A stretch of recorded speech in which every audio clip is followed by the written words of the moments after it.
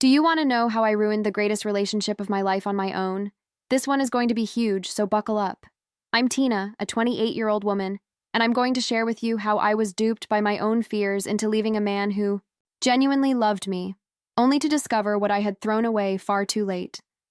3 years ago, Bennett and I met at my friend Jenna's backyard cookout. With a terrible headache and a desire to binge-watch reality TV in my pajamas, I nearly skipped it. However, Jenna almost pulled me there. Thank goodness she did, since it was across a packed terrace that I met Bennett's gaze. He was more of that reserved, contemplative kind with sharp eyes and a smile that gave you the impression that you were in on a personal joke than what I would describe as conventionally attractive. He totally caught me off guard when Jenna introduced us. He asked about the true crime podcast Jenna had stated I was obsessed with right away, instead of giving me the typical once-over that most men do. While everyone else engaged in drinking games, we ended up conversing for hours. He could make a ridiculous chocolate chip cookie, had the cutest tendency of running his hand through his hair when he was thinking deeply about anything, and I knew by the end of the night that he worked in technology. It felt almost too effortless. The way our love blossomed. Casual texts became lengthy phone conversations, and run-ins at coffee shops became planned dates. We ended up hiding in his car, soaked and giggling uncontrollably, after being caught in an unexpected downpour while hiking on our third formal date. Raindrops still clinging to his eyelashes, I swear I felt something click into place when he kissed me that day. This was not like the others. We had incredible chemistry, I won't lie. During those initial months, we were unable to keep our hands off one another. Sometimes we wouldn't even reach the bedroom while preparing dinner. No comment could ever make me feel as attractive as the way he looked at me. I can still clearly recall the intensity in his gaze as he drew me closer to him, the way he traced the curve of my waist and whispered how perfect I felt in his arms. My best friend Lacey, in particular, became instantly enamored with him. After group gatherings, she would add, "Girl, he looks at you like you hung the moon." Even my always doubtful mother acknowledged that he appeared decent enough, which was nearly a ringing endorsement from someone who had spent the previous 10 years believing every man I had dated was actually a scammer. After 8 months, we moved in together and discovered this adorable 2-bedroom apartment with a small balcony where Bennett tried, and failed miserably, to cultivate herbs. Morning coffee routines, nighttime hugs on the couch with my feet in his lap, and yes, lots of passionate physical contact made those early days of cohabitation blissful. I recall thinking how fortunate I was to have managed to avoid all of the relationship trouble that my friends were always complaining about. I didn't often fight with Bennett. At first, I found his calm, problem-solving manner to be really comforting. When he would approach problems, he would hear my point of view, make suggestions for concessions, and then we would proceed. No shouting, no silence, passive-aggressive behavior, and no use of sex as a weapon. We seemed to be doing everything correctly. I would smugly agree with our friends when they joked that we were relationship goals, feeling as though I had somehow won the lottery of boyfriends. However, I began to undermine us at some point. My boyfriend had cheated, and Lacey's terrifying stories had irritated me, so I started checking his phone while he was taking a shower. It wasn't because he had ever shown me any reason to doubt him. I would make up scenarios rather than feel relieved, even though I never discovered anything odd.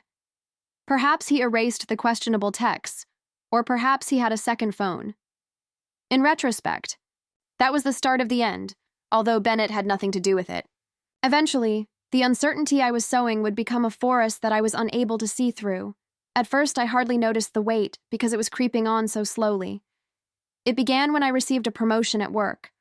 All of a sudden, I was sitting at my desk, eating my lunch, while overseeing a team and drowning in meetings and stress. I started eating fast food since I didn't have time to prepare meals. Bennett would offer to make nutritious dinners, but I would typically have had a burger and fries before I got home. After he went to bed, I would pretend I wasn't hungry and then have a snack. Weight gain was a side effect of the anxiety medicine my doctor prescribed to me, but to be honest, I was already on that path. I went up 3 dress sizes in 8 months.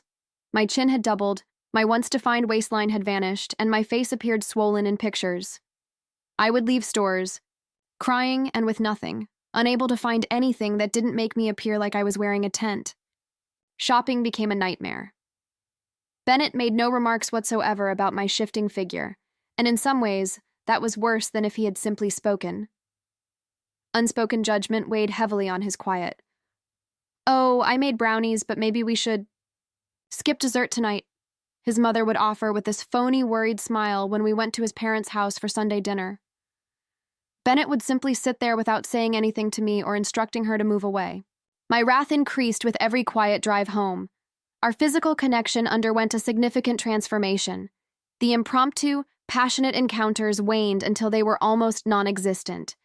Then he completely stopped initiating.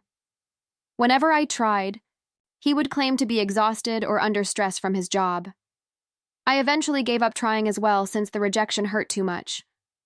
I would catch him closing his eyes during the few times we did have sex, and I would worry if he was seeing someone else, someone who looked like me. He said, "Of course I am," when I once tried to discuss it with him and asked whether he was still attracted to me. "I love you," he said, seeming almost taken aback by the question, but the words didn't match his actions, or lack thereof. I didn't want him to love me out of duty or habit. I wanted him to want me. When we first met, his eyes would follow me, around a room as if he couldn't believe how lucky I was, and I wanted to feel that way again. That emotion had long since vanished, to be replaced by a disconcerting sense of sympathy. In addition to trying to avoid the awful silence of our apartment, I started working later hours more frequently since Derek, a guy in marketing, seemed to notice me. He would laugh at my jokes, praise my presentations, and make me coffee the way I wanted it. I made sure that nothing improper ever occurred. However, those few moments of approval turned into I would dress up more for work than for Bennett's date nights. I hurried to reply to Derek's work-related texts after hours, leaving Bennett's messages unanswered. One evening, Bennett said, "You seem distant lately," as we sat on opposite ends of the couch, each of us scrolling through our phones rather than watching the TV program. I disputed it right away, accusing him of being the one who was far away. That night, we got into our first actual argument, or as much of a quarrel as you could have with someone as steadfastly sensible as Bennett. He recommended couples counseling. "We don't need a stranger teaching us how to mend our relationship," I informed him, laughing in his face.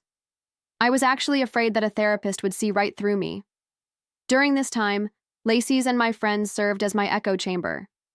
They would gather around me with toxic validation during wine evenings. "Girl, you're a queen, and he should worship the ground you walk on, regardless of your size," they'd say. They would send me Instagram pictures about letting go of relationships that don't serve you and realizing your value. If he's not making you feel beautiful, that's emotional neglect. In some ways, they were relationship gurus when it came to mine, even though none of them had stayed together for more than a year. Bennett, meantime, continued to make his own efforts.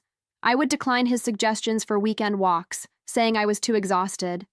I would come up with reasons to cancel the date nights he planned. I thought he was feeling guilty when he bought me flowers one day simply because, what did he conceal? To whom did he send the text? I was only persuaded that he must be improving, at hiding his footprints when I searched his phone and discovered nothing. The tipping point was when I unintentionally opened Bennett's browsing history while using his laptop. There it was, page after page of porn with little, slender ladies who didn't resemble me at all, women who looked like me in the past. I browsed through what seemed like indisputable proof that he was no longer interested in me, and I felt physically ill with tears in my eyes. I keep quiet about it rather than discussing it with him. I shut down the laptop and put it in my mental complaint file. After 2 weeks, I made the decision to try something else. I would utilize physical intimacy as leverage if that were the issue. I waited for Bennett to get home, put candles around our bedroom, and bought new underwear in which I felt rather confident. I anticipated instant interest as he entered, obviously taken aback. Instead, he made an excuse about having to finish a work email first, and he appeared almost uneasy. When he eventually went to bed, I put on sweatpants and acted like I was asleep. Something awful was cemented in my thoughts that night. He was no longer genuinely drawn to me. The fact that he didn't even seem to care that I was rejecting him back was more painful than the rejection itself. Intimacy had no power. Thus, my attempts to wield it as a weapon failed miserably. It didn't matter because he didn't care enough about me. I would stay up at night looking at old pictures of us, comparing my current figure to my previous one, and figuring out how many pounds separated me from Bennett's desire. Derek and I developed a closer emotional bond at work, but we never crossed physical limits. Throughout the day, I would find excuses to drop by his desk, send him memes, and laugh uncontrollably at his jokes in meetings. I was totally unaware of the irony when he talked about his recent breakup, and I found myself saying things like, "She obviously didn't appreciate what she had," and "Some women don't recognize a good man when they see one." Naturally, Bennett noticed. One evening, he remarked nonchalantly, "You mentioned Derek a lot."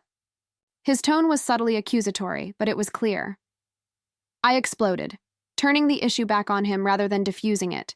He appeared very perplexed, and I realized he was unaware that I had seen his search history. "Oh, so you're allowed to look at other women online, but I can't have male friends? Is that how this works?" he asked. Instead of providing an explanation, I slammed our bedroom door like a teenager and raced out of the room. Bennett was dozing off on the couch when I woke up the following morning. He had prepared coffee and written a message suggesting that we speak when we were both more relaxed. I became even more irritated at the sensible gesture. Why was he unable to fight dirty like everyone else? I felt like the antagonist in our story even more because of his unending high road. I went to work early, left the coffee unfinished, and crumpled the letter. I sobbed as I called my mother from the parking lot of my workplace that afternoon. My mom had always been suspicious of Bennett, unlike my friends, not because of anything he had done, but more because she was suspicious of all males in general. "He's making me feel invisible, Mom," she remarked after my father left when I was 12, and I sobbed into the phone. Without hesitation, she said, "I don't even think he sees me anymore." Her remarks were just what I needed to hear. Confirmation that I was the one who had been wronged in this situation. "Then he doesn't deserve you, sweetheart. No man is worth feeling like that." Bennett had made my favorite dinner that night. He said, "I think we need to talk about what's happening with us," in a kind but earnest tone. "I feel like you're pulling away, and I don't know why." Something broke inside of me. In the most nasty way I had ever spoken, all of my insecurities, resentments, and projected humiliation came rushing out. I spit out, "Maybe I'm pulling away because I'm not attracted to you anymore," as I saw his expression dim. "Maybe I'm tired of pretending that this boring routine we've fallen into is enough for me." I should have been stopped by the pain in his eyes, but I was in the middle of a rage and couldn't or wouldn't stop the poison from flowing. "I see the way you look at other women. I know what kind of porn you watch. Don't pretend you're still into me when we both know that's a lie." Bennett remained motionless, taking in every word as if it were a physical blow. The silence between us was intolerable when I eventually ran out of steam. His voice was strangely calm as he eventually questioned, "Is that really how you feel?"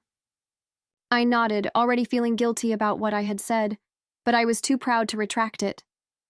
"I think," he continued softly, "that you're projecting your own insecurities onto me. I've never stopped being attracted to you, Tina, but I can't compete with whatever narrative you've created in your head."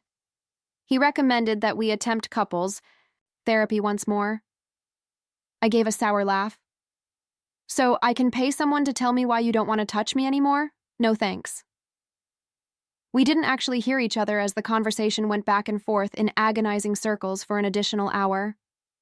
After a while, Bennett went to bed alone himself, and I continued to email Lacey and my other friends, who naturally sympathized with my side of the tale. "You deserve someone who makes you feel beautiful every single day," Lacey wrote in a message. The other girls in our group chat agreed, sending encouraging presents and telling me I was a whole queen who deserved better. If he's not doing that, maybe it's time to move on. I took screenshots of their messages so I could read them again. Anytime doubt started to creep in. Their validation was like oxygen. In order to strengthen my case against Bennett, I drove to my mother's place the next weekend, supposedly to assist her with some yard work. I carefully avoided mentioning my own part in our decline as I told Mom about all the ways he had let me down. "Honey," she remarked as she refilled my wine glass, What are you even getting out of this relationship anymore if he's making you feel this horrible about yourself? What exactly? I had persuaded myself that leaving Bennett was not only justified, but also essential for my own dignity by the time I drove home on Sunday night. I had created a whole story in which he was the antagonist, the shallow man who was incapable of showing love for a woman through bodily alteration, the emotionally distant companion who forced me to go for affection elsewhere. It was far simpler than acknowledging that I had destroyed our connection because I couldn't stand seeing my own fears reflected in others. Something inside of me told me it was now or never when I came into our apartment and saw Bennett waiting for me, even though I hadn't planned for the breakup to occur that night. I remarked, "I think we should end this," before he even inquired about my weekend. The words were heavier than I had anticipated and hung in the air between us. I secretly hoped he would stand up for us, implore me to change, and alter his mind. I couldn't have adequately said what he needed to alter if I had been asked. Rather, he simply appeared worn out. His tone of resignation made me angry once more. "Is this really what you want, Tina?" he asked. "Why didn't he put up a stronger fight?" "Yes," I firmly said. I began my prepared speech about needing to discover myself and how we had drifted apart by saying, "I think we've been over for a while. Now, we're just going through the motions." With every phrase, I could see him emotionally retreating, but his gaze never left mine. "If that's how you feel, I won't try to convince you otherwise," he stated in the end. The calm way he said it, as if he were talking about a small argument over dinner plans rather than the breakup of our 3-year relationship, made me even more sure that I was making the correct decision. "But I think you're making a mistake, based on assumptions that aren't true. Wouldn't someone who genuinely loved me be in complete disarray right now?" The logistics went incredibly smoothly. I could hardly afford the pricey 1-bedroom apartment I found. I resented Bennett more, for helping me relocate for some reason. Why couldn't he simply be terrible and support my choice? To assist me in getting settled, my mother came down for the weekend and kept telling me that I had made the correct decision. "Now you can focus on yourself, sweetheart. Find the Tina that got lost in that relationship." Being single for a few weeks felt liberating. I totally embraced the glow-up after breakup attitude my friends encouraged, re-downloaded dating apps, and shared cryptic statements about outgrowing situations that no longer serve you on social media. I started sharing more selfies than I had in months, tried out various makeup techniques Lacey showed me, and bought new clothes that accentuated my current body. Every like and encouraging remark felt like confirmation that I had made the right choice. About 2 weeks after word got out about my breakup, Derek from work invited me out for drinks. I was thrilled at the idea of someone pursuing me in spite of my weight gain, so I said yes right away. The evening went well. Nice chat, a little flirtation, but I felt nothing as he bid me goodnight with a kiss. No butterflies, no spark, none of the chemistry I'd promised myself. When he texted me about going on a second date, I apologized. The following months saw similar situations. I would meet guys for coffee or drinks after matching with them online, and I would always compare them to Bennett. That one had a grating laugh. This one talked too much about himself. There wasn't enough ambition. After these dates, I went back to my lonely apartment and used social media to distract myself from the growing emptiness in my chest. Even though Bennett and I had decided to have little communication in order to give each other time to move on, I still found myself frequently viewing his Instagram. Initially, there were just sporadic pictures of walks or get-together lunches. There was no indication that our breakup had hurt him, which annoyed me more than I wanted to acknowledge. Where had his emotional collapse gone? Where were his mysterious posts about heartbreak and the lyrics to his melancholy songs? He shared a picture from the airport 4 months after we split up. "Sometimes you need to get lost to find yourself," it said. "New explorations. Solo traveler." I felt like I was physically struck by the caption. We had discussed taking the trip to Portugal together at some point. He was now traveling alone, disregarding our common goal. Several female identities I didn't recognize were among the supportive comments from pals that flooded the comment section. I tossed my phone across the room, then got it back right away to keep torturing myself by examining his smile in detail and determining whether it was real or fake. Slowly at first, Then suddenly, reality set in. I was crying in my car in the restaurant parking lot one evening after yet another lousy date with a guy who talked about his CrossFit regimen all night long. Wave after wave of the truth I'd been ignoring swept over me. I was unable to love myself. So I turned away from someone who truly loved me. My insecurities, mostly related to my own poisonous thinking, had been transferred onto Bennett, causing problems that didn't exist, and neglecting those that did. Desperate for the approval that had become my emotional support system, I called Lacey. I cried as I asked, "Do you think I made a mistake leaving Bennett?" The betrayal stung hard when she said, "Honestly, yeah, maybe you did. He was kind of perfect for you, but you seemed so sure at the time." Where was the constant encouragement and the "you're better off without him" speech? "But you were the one who said I deserved someone who made me feel beautiful," I told her. "I mean, yeah," she said, "but I was just supporting whatever you wanted to do. You were the one who said he wasn't making you feel good enough." I felt even more isolated after the conversation. Had I always been hearing what I wanted to hear from my friends? Had my mother's assistance been motivated more by her personal problems than by my circumstances? I had to confront the idea for the first time that I had created my own misery. I grew obsessed with Bennett's social media accounts. After our breakup, I observed from a distance as he appeared to become an even better version of himself over the course of the following several months. More pictures of travel surfaced, showing me touring towns I'd never even mentioned wanting to see and trekking in national parks. He also had a different appearance, but his body and face had changed, and I could see it. He looked better than he did while we were together and was becoming in shape. My life was stagnating in the meantime. My initial post-breakup vigor had subsided, and I was now stuck in a rut of work, takeout, and pointless scrolling. As I consoled myself with food and drink, my weight kept increasing. I bought some nice new clothes, but they no longer fit. I had pretty much given up on dating because it had become such a miserable experience, and I was more likely to cancel plans than to maintain them. Once a representation of my freedom, my apartment now felt like a depressingly empty box where I withdrew from the outside world. My buddies had begun to distance themselves as well. When I suggested wine nights, Lacey, who used to be my most dependable source of approval, started to take longer to reply to texts and got conveniently busy. She texted, "Sorry, just swamped with work," even though her Instagram stories revealed that she was out with friends. She seemed fed up with hearing the same gripes about my life without seeing any efforts to improve it, as seen by the tense talk we had when we did get together. Even my mother, who continued to support me without conditions, had begun to change her viewpoint. During one of our weekly calls, she shocked me into silence by asking, "Have you thought about reaching out to Bennett?" "Mom, you were the one who told me I was better off without him," I informed her. "Well, sometimes mothers tell their daughters what they need to hear in the moment," she said vaguely. The implications seemed like a betrayal, with another individual in my life choosing to uphold the story I had created. "But you don't seem happier without him." I reached my lowest point 6 months after our breakup. Late one night, I was browsing social media when I saw a picture that made me cry. Bennett, grinning widely while putting his arm around a stunning blonde woman I had never seen before.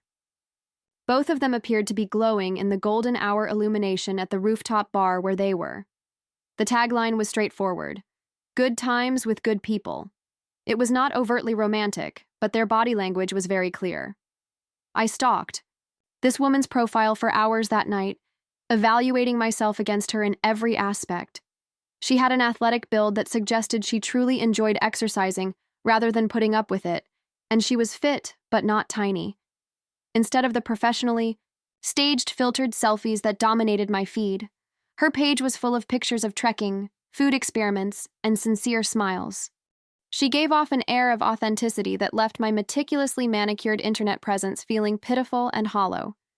I texted Bennett after calling in ill to work the following morning, which was something I never would have imagined doing. "Hey, I've been thinking about you. How have you been?" The 3 dots showed instantly, causing my heart to rush, and then vanished for a few minutes until his response, "I'm doing well, thanks.